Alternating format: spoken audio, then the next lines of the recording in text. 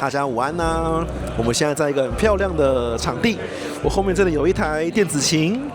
之后会有个特殊节目哦，金贝贝特殊表演才艺时间。好啦，我们废话不多说，我们今天先来做一个开场白的。航空公司常会有很多的诊病，那天下合久必分，分久必合。我们要来开启一个非常特殊的系列。大家都知道，现在目前主流航空公司在各地区都是以3这个数字去靠近。航空联盟是3大联盟，对不对？关于一家星空联盟、天河联盟，那美国也是3大，对不对 ？AA、UA、Delta。欧洲也是3大 IAG 英航集团，然后 Lufthansa、LH 集团跟法航的和航的 AFKLM 的集团。那台湾，你看我们也是豫3家，对不对？我们有华航，我们有长荣，我们有星宇。那我们的中国大陆有东航、国航、南航，所以这些大板块地区都是以3为这个数字去均分天下。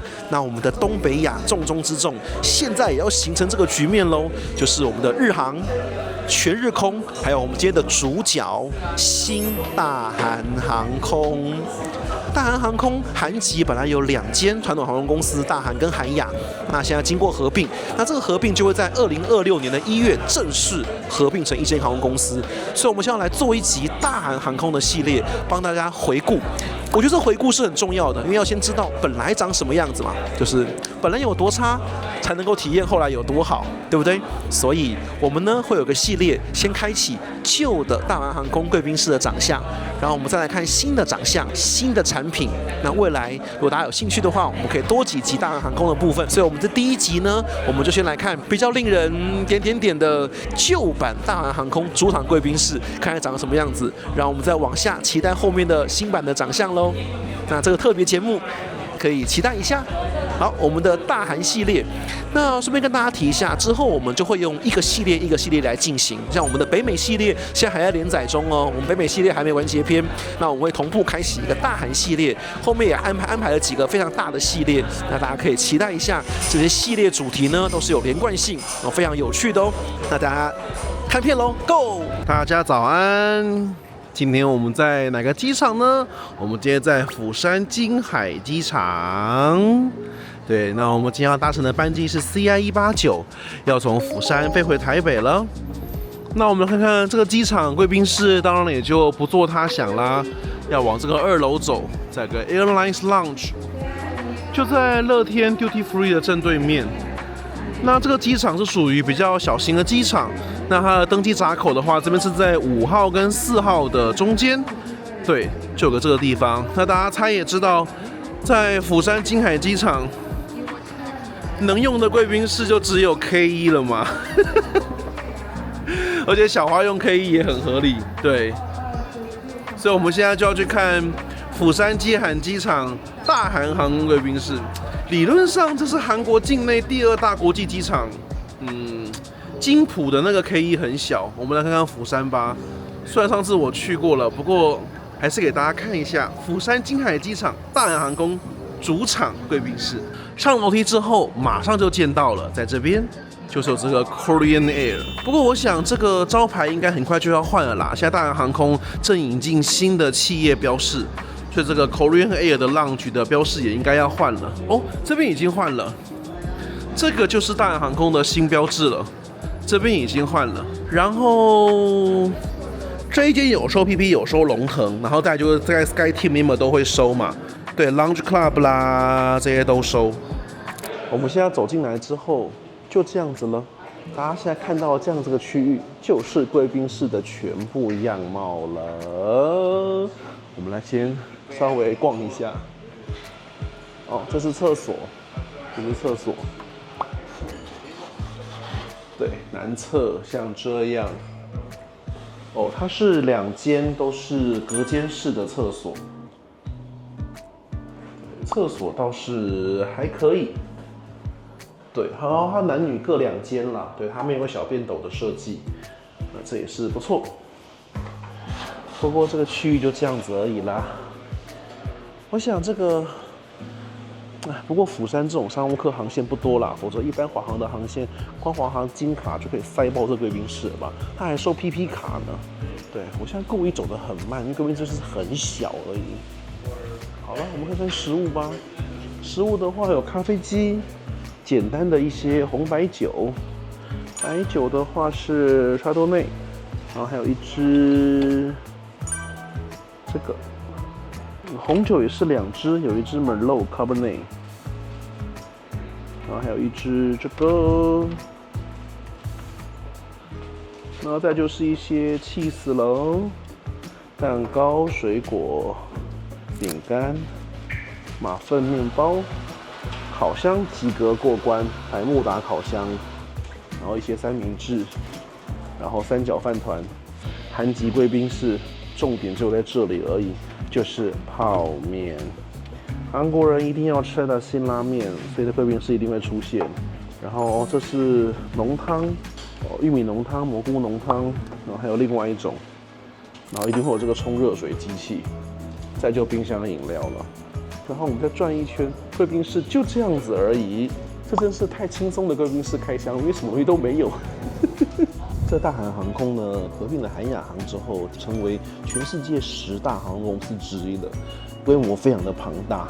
对，那它的贵宾室就只有长这样子而已。所以上次我在那个影片里面，我没有诬赖 K1，就 K1真的就只有首尔人穿的贵宾室还稍微有个样子，其他的贵宾室呢，就会像这样，非常的可怕。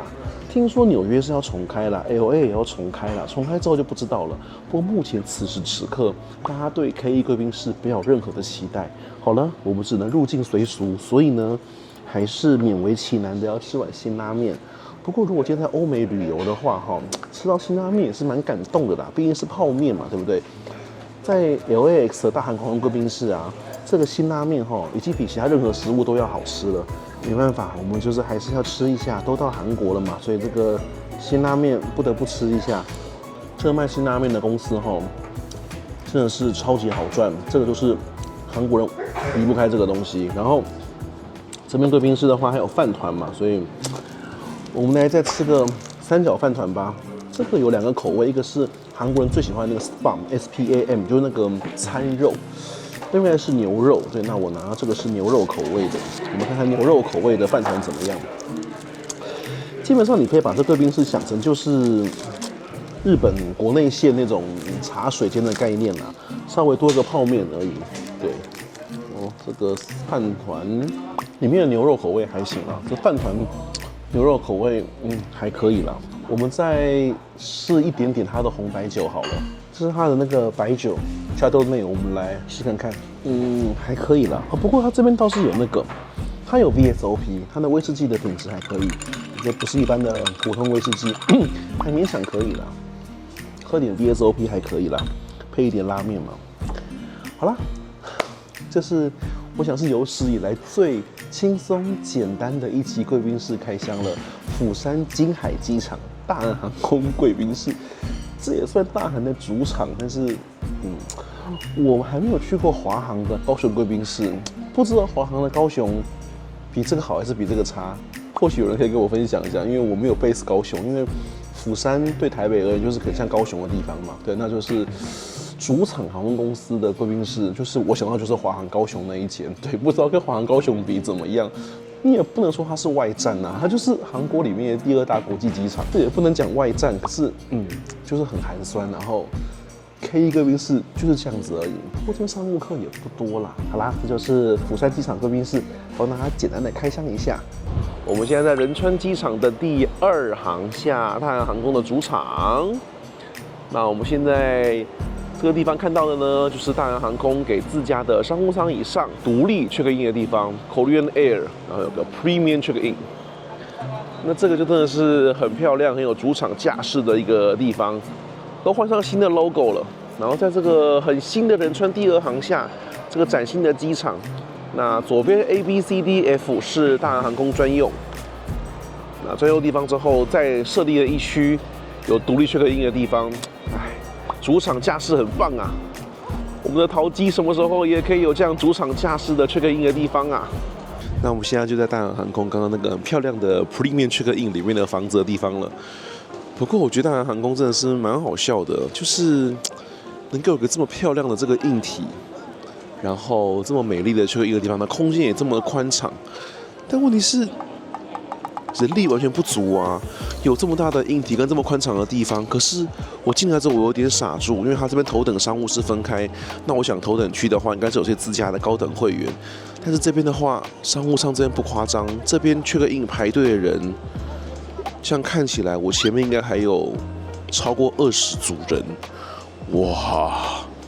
这个就华航、长荣、星宇做的比较好，高卡会员开的柜台比较多，可以有效疏解人潮。对这个的话就蛮怪异的，这么美丽的地方，但是这个效率却是不高的。然后现在其实还不是尖峰时刻，因为我有特别提早来，对我其实10点半的班机，那我其实7点半不到我就到了，所以这个其实不是尖峰时刻，就跟那飞机上一样，就是商务舱装了门，但那门没有波音认证不能用，就然后硬体这么好，但是没有给背，然后枕头也很烂，就很奇怪。我觉得对商务舱出发的乘客，然后又在自家主场出发，我觉得这点是要扣分，这是需要扣分的。而且这边最不合理的地方是，我这边是商务舱的柜台，对面其实看得到那一排是头等check in的地方，那对面连头等那一区都要排队，哇，这个我觉得更不合理了。各航空公司在头等check in柜台应该都没有需要会要排队的，但我现在放眼望去，对面那边头等check in柜台排队的人潮也至少将近10组，那我觉得这个是非常不合理的。像成田、羽田的日航、全日空啊，香港的国泰啊，新加坡新航啊，如果在自己主场，即便连 BA London Heathrow 的那个主场，基本上头等的那个区块check in应该都不可能需要等待。那这个是连头等那边都要排队，我觉得这真的是有点拉差了。图有这么漂亮的这个硬体，这个硬体真的是超美。如果我们淘机可以有这样check in这么美丽的一个航空公司柜台，我会非常心存感谢。这个比香港还要漂亮，我承认这个比香港还要漂亮，因为真的很新很美。刚刚我们在那个很漂亮的房子里面，就是做了一个 premium check in 完之后就出来了，就是这也是让我觉得非常怪异的，因为其他几个主场的航空公司的基本上这个如果做成一个房子 premium check in 的柜台，像日航、全日空，然后像 AA、BA， 或像是在我知道法航在 CDG， 就是真的 premium check in 柜台出来就会直接到安检的地方，会有个独立的安检区域，这样才对啊。可这里很奇怪，这边的话，它就只是个办手续的地方，但出来之后，我现在过安检，我还是要重新排队，整个超级奇怪的。这机场这么新，然后大韩航空自己独家主场去使用这件事情，弄得这么厉害，就是没有把这个动线设计好，真的太奇怪了啦。我们现在已经通关了。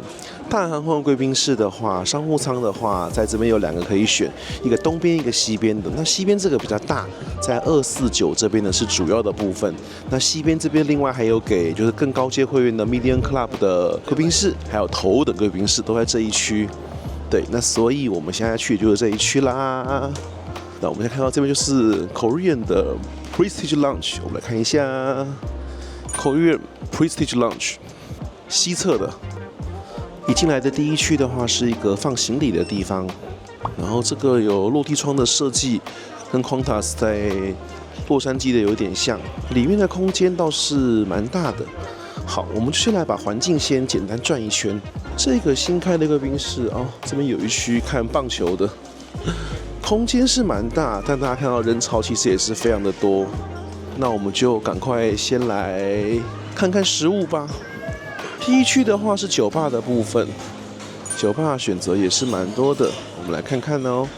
饮料在这边，该有的烈酒什么也都有，然后 Red Wine 有2种 ，White Wine 有2种 ，Chardonnay 啊 ，Sauvignon Blanc 啦，然后也有 Cabernet， 然后啤酒也是有的 ，Cocktail 也是有的，基本款。好，我们来看看餐食有什么选择。我们看到这边就是一些沙拉、番茄、南瓜泥，然后这边是韩式拌饭区咯，各种拌饭的料。这边有绞肉、青菜，然后各种泡菜，然后豆芽呀，各种青菜。旁边的话就是做拌饭的这些辣椒酱、香油、紫菜，然后白饭。所以第一区的话是做一个韩式拌饭的区域。第二区的话，这边是一个炒的菇类。这个的话是韩式的炖鱼、辣炖鱼的东西，然后这边的话是豆腐，然后这边的话是香肠，这是粥，它这边有粥，我这边是五谷饭，刚刚是白饭，这边是五谷饭的选择。再走过来的话，这边就是汤了。这边的话有薯饼，然后有汤。对，这边是汤的部分，然后再来就是有鸡蛋喽，然后这边有炖菜，这边就比较西式食物，所以炖菜，然后这边是肉饼，最后是薯饼，所以一边是韩式区，一边是西式区，然后再来就一定会有的还是要有面包区喽，这边也是有可颂，然后果汁在这边，基本上种类是很丰富啦，然后起司。然后再来，大韩航空贵宾室怎么能少了这个呢？泡面台，满满的泡面呐、能看大家都在泡泡面，泡面台里面满满人。韩国人不吃泡面真的会疯掉，他们一定要有泡面，对，大家都在泡。然后烤面包机、饮料台、咖啡机，然后走过来，你看这边还有很多位置哦。对，那区块就是一整个大区域，没有什么分区的设施。所以我们这样大概就走完了。我觉得你可以把这贵宾室想成就是一个巨型自助餐啦。那边餐台上面的东西基本上跟饭店早餐，就是韩国饭店早餐其实差不了多少。那大家看到现在，其实你看我这样放眼望过去，哇，要找个座位好像似乎是蛮困难的。但贵宾室秩序还算良好，食物种类也算是多，大概空间好像像这样。那我们现在。一位难求，我们就先去看看淋浴间吧。淋浴间要抽号码牌。那这是大韩航空的淋浴间的部分。淋浴间的话，这边应该有7、8间。淋浴间的空间的话，我觉得还算不错。然后里面也是标准配有一个就是马桶。对，那备品的话还不错哦。这里用的是 ESOP。那我们看一下洗澡用品是不是也是 ESOP？ 它这边当然有全套的这个东西了，就是毛巾啊、牙刷啊什么都是有的。我们来看一下里面啊，里面就不是了，所以它只有一个护手霜是 ESOP， 其他这个就不是了。我们等下可以确认一下味道。对，不是，我闻了味道不对，所以它只有一个护手霜是ESOP，其他东西不是。对，那这个淋浴间的话，水压是没有问题的。对，然后空间的话，大概就会像这样。其实空间算是蛮宽敞的，还可以。以商务贵宾室来说，是可以很舒服的洗个澡的。总算有一区比较像样的东西，它这边有一区就是可以让你躺下来休息的地方，这样就有加分到一些了。至少有一区可以让你躺下来休息。按摩椅有2张，虽然供不应求，不过还是有。那这样至少有一区可以让你休息的地方。这个座椅倒是蛮舒服的。那这样子有稍微扳回一层了。我们再继续检查一下他们椅漏的部分，这一区不错，加分。在辛苦的寻觅座位之后，我终于找到一个在窗边可以看楼下风景，然后又不会吵到别人的地方。哇，人实在太多了。好了，这是我的早餐。那要拿了个拌饭，拿了绞肉、泡菜、豆芽、紫菜，然后放上芝麻油跟辣椒酱。然后这个是汤豆腐，然后拿了一杯 Sauvignon Blanc 白酒、咖啡，这应该是牛奶，然后辛拉面非得拿不可。然后小菜各拿了一些鸡肉，然后薯饼、肉饼，然后菇类，还有跟那个鱼跟蛋各拿了一些。这就是我的早餐啦。好了，那我们先来品尝看看味道喽。好了，我们刚餐台上面拿餐的时候就在说，哇，这好像饭店的buffet啊。我果然真的是完全没有看错，也没有冤枉他，因为呢，在餐牌的那边就有大大的标示写着，这是仁川君悦 Grand Hyatt 所提供的东西。那其实大韩航空呢，在仁川君悦他们是有密切的合作案的。如果你搭乘大韩航空的商务舱以上的班机，那大韩航空在仁川机场并没有提供 Arrival Lounge， 但是呢，你可以去仁川君悦早上6点到11点之前，你可以免费的去仁川君悦凭大韩航空的登机证，如果您商务舱以上的话，可以使用它的那个 SPA， 就是那个三温暖，但只有限早上6到11点啦，所以就是说你是。等于类似说，你今天如果是外国人来，然后你需要个地方洗个澡，那他没有设 Arrival Lounge， 他等于直接把你引导去仁川君悦那边使用。所以这个大韩航空跟仁川君悦应该是有很密切的一个合作关系啦。对啊，就是他们的 SPA 那边也是可以用。那我觉得这样也是很合理，因为早上6到11点的话，可能饭店住客使用的也不多。对，就是晚上住客可能使用比较多嘛，所以等于刚好就是一个分流啦。对，然后它的食物这边餐饮也都是由仁川剧院所提供的。好了，我们拌饭拌好了，我们来尝一口拌饭吧。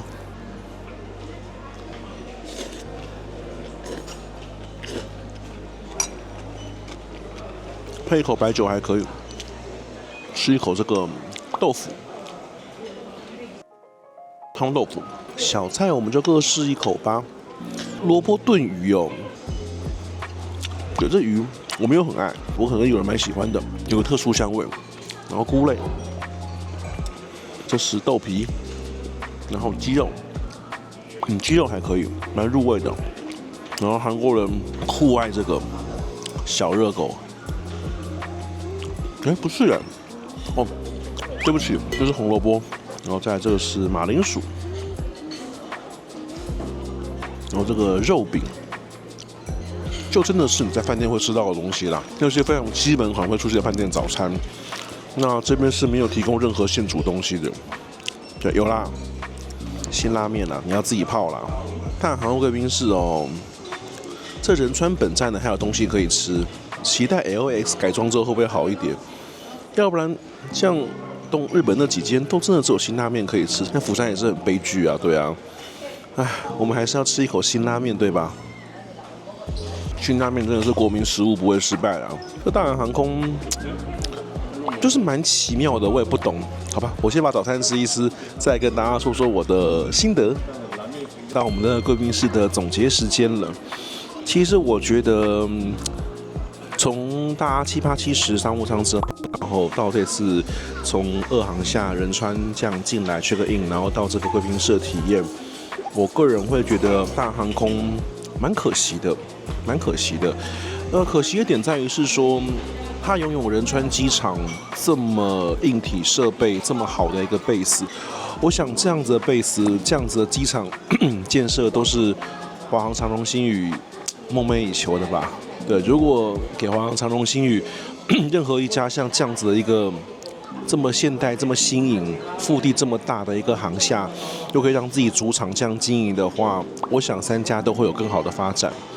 那当然，航空有这么好的一个base 情况之下，却没有好好去利用这个部分。那第一个就是刚刚讲，它就是从 Premium check in 的地方。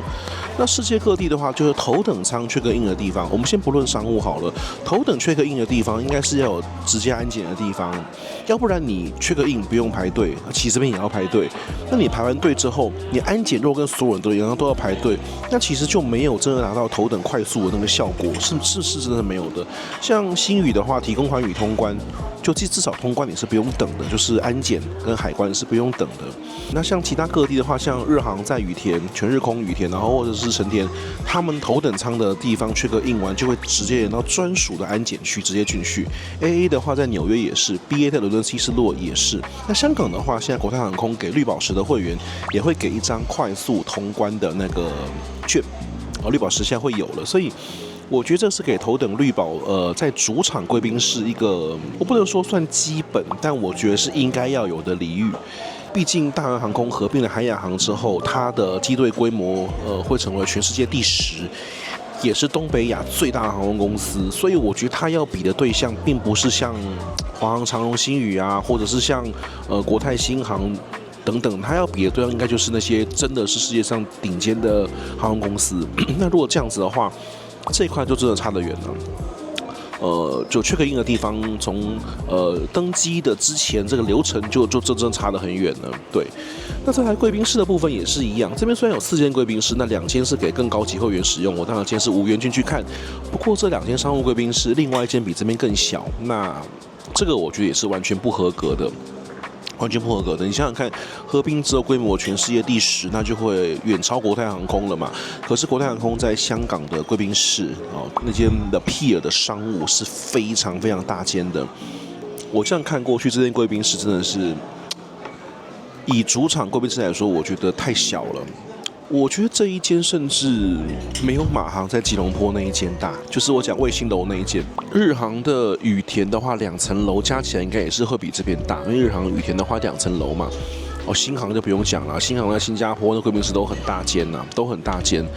所以这边我觉得贵宾室的空间真的是不足，所以刚刚走进来，其实我要找到一个座位坐下，其实都是有难度的。餐食部分的话，当然它跟仁川君悦合作，给饭店自助餐，我觉得这一点是不错的，就是说基本上口味啊、水品啊都是很好的，这个是没有问题。可是少了现煮的东西，我觉得有点可惜。如果真要成为顶尖航空公司的话，那应该是要提供一些现煮的食物，不能永远就是用泡面叫你自己泡，当做现煮食物的代替品，这是可惜的。对，像国泰的话，商务区也是会有现煮面食 noodle bar 嘛，那华航、长荣、新宇也都有，就是现煮的东西的是一定会有小东西。那像那天我们看，那天我们在羽田的 A1 Lounge都会有现煮东西的，对不对？现做的东西。那这边作为主场贵宾室，完全没有现做的东西，我觉得是有点弱。就餐食的自助餐的部分是没有问题，但是就是没有现煮有点弱。那酒的部分哈，我今天拿到这杯 Sauvignon Blanc， 它酒的部分选的也稍微弱了一点，对，就是弱了一点，就是没有像国泰选的酒这么好。可能就是华航水平吧，天河水平吧，我不知道。就是酒的部分，我觉得就不是很优，对。然后饮品的部分选择也没有到，就是我觉得他就做了一个基本就基本商务上该有的东西还会有，但多的一样都没有。我们就举个例好，你看像华航至少被大家骂到臭头，你就在一航下贵宾室也是有不同的区域，有好几个，然后座位有不同的配置，这边就真的不是，这边就是一个大型的饭店自助餐。就这样，就是一个餐台区，然后其他一堆座位，就这样结束了。That's all， 多一个淋浴间，就这样没了。所以这与其就是贵宾室，倒不如说是一个巨型的一个自助餐。那个工作人员补餐的速度是值得佩服的，真的补得很快，因为人真的很多，所以被拿的速度，那个消耗速度其实非常快。但这边的人员的话，补餐补得非常的勤劳，随时都在补，所以你不会看到上面是有空的，就他只要快空，就会有人去补那个东西。这一点是我觉得是做得很好。那事实上，刚我在门口排队进来的时候啊，就要排了一下，那他也会引导说，如果你在数字更大的 gate 的话，他会引导你去东边的贵宾室。对，虽然东边的比较小间，不过因为这边人也真的是非常的多，所以它东西两侧，250几数字越大的就会靠近东边贵宾室。那因为我今天在22多啦，所以他当然就让我进来这间西边贵宾室。这间已经比较大间，东边那间更小间，所以那这样两间加起来，我觉得空间上面还是不足。如果要成为全世界前10大航空公司的话，这样子的贵宾室主场是不够的。对，我觉得这蛮可惜的，因为他自己独自使用这个 T2，然后跟天河联盟的伙伴，他应该是可以做出很惊人的东西。对，就是自己使用一个航厦，其实基本上是可以做出很棒的东西才对。可惜就是有一定的水平，但是没有会到让你惊艳的程度，我觉得没有。就比如说，你看像华航的商务贵宾室，也会有一区可以让你躺着睡觉嘛。上次我们去拍照过，然后会有一些设施，就是会有一些不同的座位。那像日航的话，可能就会有按摩椅什么的。那这边的话，我刚好非常仔细的检查一区，它只有一些地方是有 reserve 的，我猜那是保留给某些高卡会员的一些区域躲在里面，然后其他的话，我刚刚仔细检查过，它其他所有地方没有任何的暗门，没有任何的设施的，就除了自助餐台，然后淋浴间、洗手间没了，没有任何其他东西。不像其他可能会有规划说这有个商务区啊什么的办公的地方，没有门口有个放行李的地方，就对吼，它这边连电脑区都没有吼。我等一下再确认一下，是不是连电脑商务办公区都没有？如果这个没有的话，就真的是扣分了，因为这个我觉得是贵宾室必须的设备。总之就是我对于就是仁川2航，其实这也是一直韩籍的贵宾室都一直没有让我提起很大兴趣。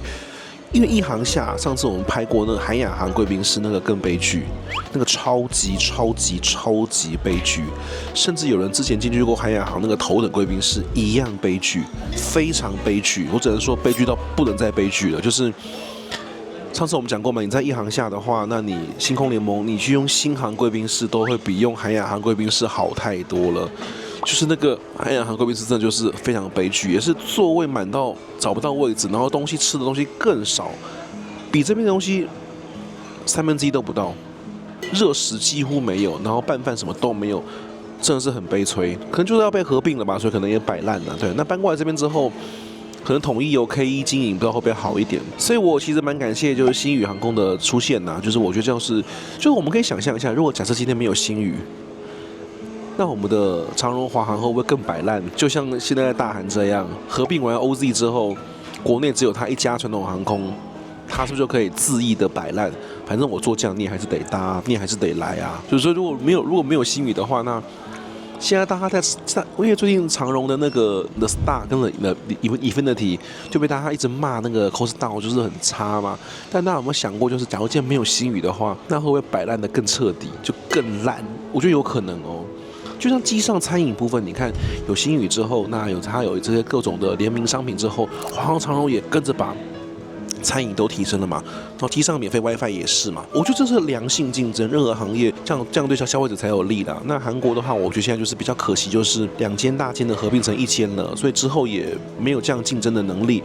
那大韩有这么好的一个机场的 base， 那韩国人也对国际航空如此的支持，韩国人真的非常支持国际航空，这不是开玩笑的，韩国人真的超级爱国，所以韩国人真的超级支持大韩航空。对，所以在这样的 base 之下，他如果真的要好好做，我觉得登上世界舞台，成为一间很棒的航空公司，拥有就是很高的 reputation， 我觉得是有机会的。可是感觉起来他并没有想要往这个方向去做，然后现在目前的状态就是一个尚可，你不能说它差，它其实不错，但你说它要有挑战，就是那种真的成为像国泰、像新航、像日航这种，像全日空这种拥有高的 reputation 这样子航空公司，那我觉得它就还真的差一大截。不过它也正在做企业形象改变了，2028上新头等，然后中间会有一些变化。我们就拭目以待喽。好啦，这就是我们今天拍摄的仁川机场2航下大韩航空自营的商务贵宾室、主场贵宾室的完整开箱喽。那我们等一下再检查一下有没有那个电脑办公区。对，餐饮部分就是尚可，那其他部分就是我自己的感想了。好了，那等一下就要搭机回台北喽。我们下一期再见，拜拜。但大连哦，就是之后真的会持续营运的航空公司应该不多了。后来我还是选鳗鱼饭的，因为我觉得还是点韩式食物好了。